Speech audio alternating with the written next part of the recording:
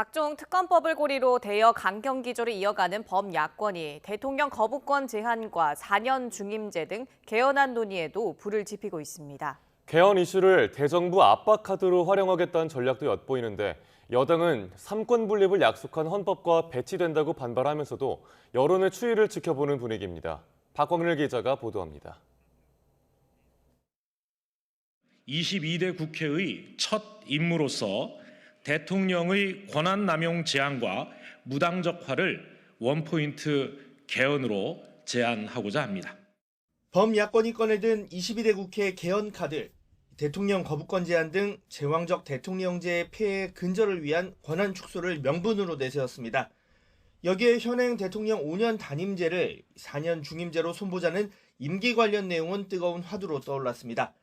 재선 기회가 없는 만큼 대통령의 정치적 책임성이 결여되고 조급한 성과주의를 부른다는 점을 야권은 부각합니다.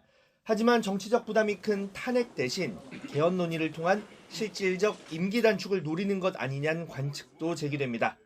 명예롭게 자신의 임기를 단축하는 데 동의하시고 개헌에 동의하신다면 지금까지 국정 운영의 실패, 비리, 무능, 무책임 에도 불구하고 기여한 대통령으로 역사에 남을 것이라 생각합니다.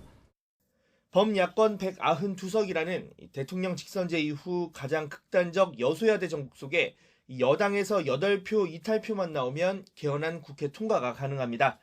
3년 임기가 남았지만 대통령 지지율이 30% 전후 박스권을 맴도는 점, 최상병 특검법 수용을 고리로 한 야권의 공세가 거세지는 상황 등이 개헌 논의에 복합적 함수로 작용한다는 분석도 나옵니다. 여당은 22대 국회 개원 뒤 논의해야 한다는 신중론이 지배적인 가운데 사안별 대응에도 나섰습니다. 특히 대통령 거부권 제한 요구에는 반헌법적인 독재적 발상이라고 강하게 반발했습니다.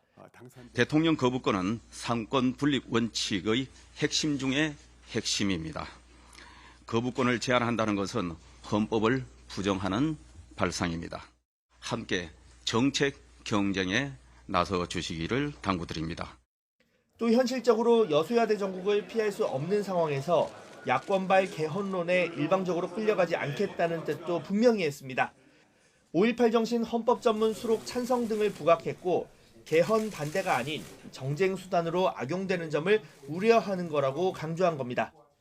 우리 국민에게 딱 맞는 옷을 이렇게 맞추겠다는 의미에서 개헌 자체는 저는 두려워하거나 그럴 필요 없다고 보는데 여야 협치로 입법을 할 때에는 거부권 행사 얘기가 안 나오죠.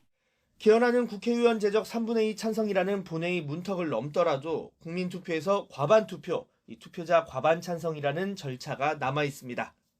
범야권 일각에선 복잡한 개헌 절차도 이번 기회에 손봐야 한다는 주장까지 나오는 가운데 이 개헌 논의가 각종 현안 논의를 잠재울 태풍의 눈이 될 수 있다는 전망이 적지 않습니다. YTN 박광렬입니다.